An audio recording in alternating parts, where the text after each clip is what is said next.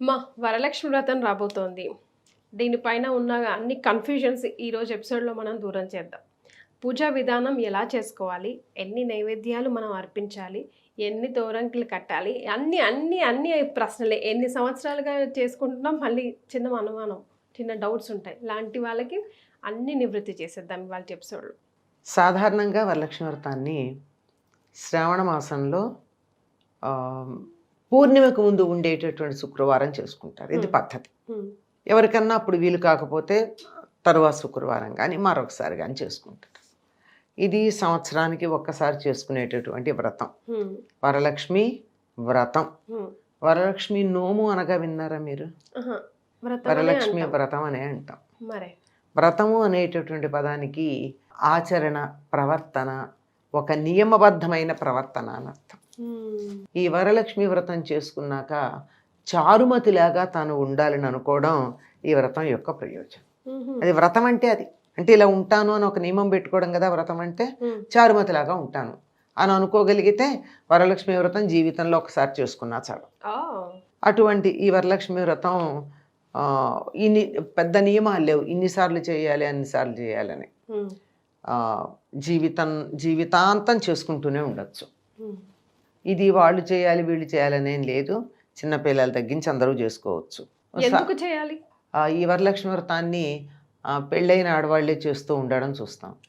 నిజానికి భార్యాభర్తలు ఇద్దరు కూర్చుని చేసుకుంటే మంచిది. వాళ్ళు ఇట్లాంటివి లోకంలో తెలియని కూడా తెలియవు. అటువంటి ఈ వరలక్ష్మి వ్రతం ఏదైతే ఉందో సంవత్సరానికి ఒక్కసారి చేసేది, అది ఎందుకు చెయ్యాలి అని మీరు అడిగారు. ఎందుకు చెయ్యాలి అంటే మనకి వరలక్ష్మి కావాలి అంటే చెయ్యాలి. వరలక్ష్మి అంటే శ్రేష్టమైన లక్ష్మి. ఇప్పుడు మనకి శుద్ధలక్ష్మి, మోక్షలక్ష్మి, జయలక్ష్మి, సరస్వతి అని చెప్తూ ఉంటాం. వీటన్నిటిలోనూ కూడా వరలక్ష్మిశ్చ ప్రసన్న మమ సర్వదా అని. ఇవన్నీ కూడా ఇన్ని రకాల లక్ష్ములు ఉంటే వీటన్నిటిలో ఏదైతే ఉందో అటువంటి అష్టలక్ష్ముల్లో లేదు ఈవిడ. ఎందుకని చెప్తా. ఈ అష్టలక్ష్ములు కాకుండా ఈ వరలక్ష్మి ఎట్లాంటిదంటే సిద్ధలక్ష్మి, మోక్షలక్ష్మి, జయలక్ష్మి, సరస్వతి, శ్రీలక్ష్మి, వరలక్ష్మి, ఇవి ఈ 6 ఈవిడి విశేషణాలు. అష్టలక్ష్ములు ఏమిటంటే లక్ష్మీదేవికి ఉన్నటువంటి 8 భిన్నమైన రూపాలు. ఇప్పుడు సంపద ఉంది అన్నారు. సంపద ఉందంటే ఎట్లా ఉంది? స్థిరాస్తి కావచ్చు, చరాస్తి కావచ్చు. రెండూ చెరో రకమైన సంపదే కదా. మరి ఈ రెండూ కాకుండా ఇంకా ఒక ఆయనకి బాగా డబ్బు ఉంది కానీ పిలిస్తే పలికే గతి లేదు. ఏమిటది? అంగబలం లేదు. ఉండాల్సినటువంటి సంపద ఆత్మీయులు అనేటటువంటి సంపద లేదు. ఇంకొక ఆయనకి ఇంటి నిండా వస్తువులు ఉన్నాయి కానీ తినడానికి అవకాశం లేదు రోగాల వల్ల. ఆరోగ్య సంపద. ఇలా ప్రతిదీ మానవుడు తనకు కావలసినంత వీలైతే తనకు కావలసిన దానికన్నా అత్యధికంగా ఉండేట్టు కోరుకునేవి ఏవైతే ఉన్నాయో అవన్నీ కూడా సంపదలు. ఆ సంపదలు మాత్రమే కాకుండా మరొకటి అన్ని సంపదల్లోకి శ్రేష్టమైన సంపద ఒకటి ఉంది. ఆ శ్రేష్టమైన సంపదని ఇచ్చేటటువంటిది వరలక్ష్మి వ్రతం. ఏమిటి ఈ శ్రేష్టమైన సంపద అంటే ఇందాక చెప్పిన ఉదాహరణల్లో డబ్బున్నంత మాత్రాన తినలేడు. ఈ రాళ్ళు తిని రాళ్ళు అరిగించుకునే వయస్సులో తినడానికి మరమరాలు కూడా దొరకలేదు, రేలంగనుకుంటా చెప్తాడన్నమాట.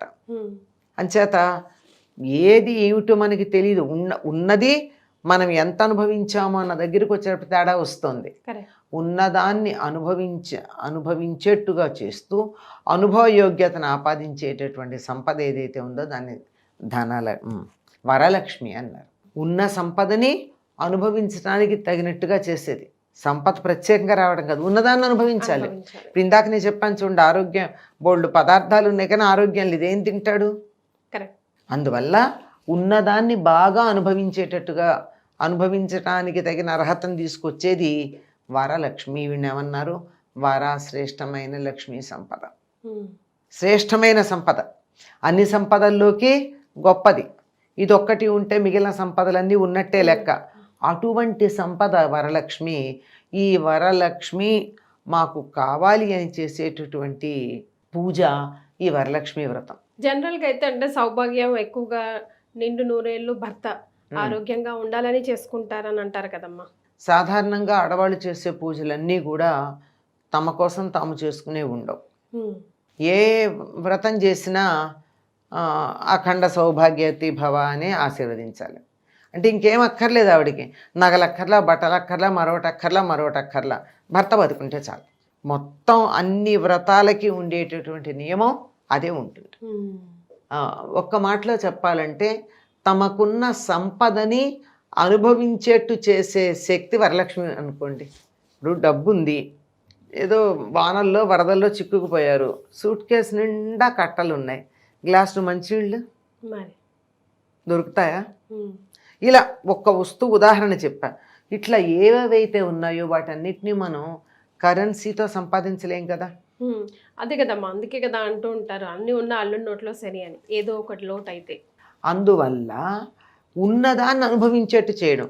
నేను ఎప్పుడు చెప్తూ ఉంటా ఉదాహరణ, నాకు సంతాన లక్ష్మి చాలా ఉందండి, కానీ ఒక కొడుకు అమెరికాలో, ఒక కొడుకు లండన్లో, ఒక కొడుకు దుబాయ్లో, ఒక కొడుకు సింగపూర్లో ఉన్నాడు, బాగా సంపాదించుకుంటున్నారు అంటారు.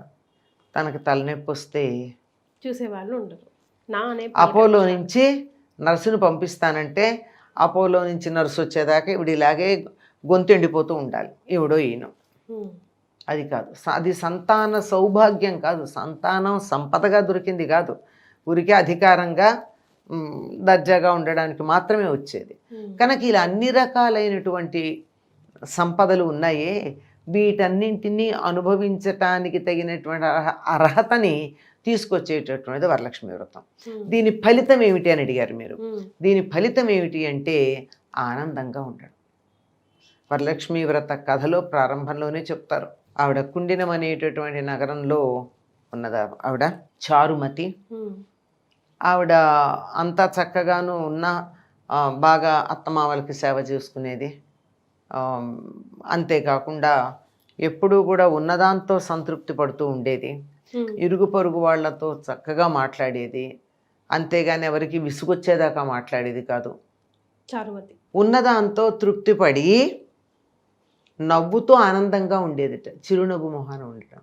ఈ వ్రతం చేస్తే ఫలితం ఏమిటంటే మనకు ఉన్నదాన్ని అనుభవించి, ఉన్నది కూడా అనుభవించలేరు కదా చాలామంది, ఉన్నదాన్ని అనుభవించి ఆనందంగా ఉండడం, ముఖాన చిరునవ్వు మాయకుండా ఉండడం, ఇంటిల్లిపాది సుఖంగా ఉండడం.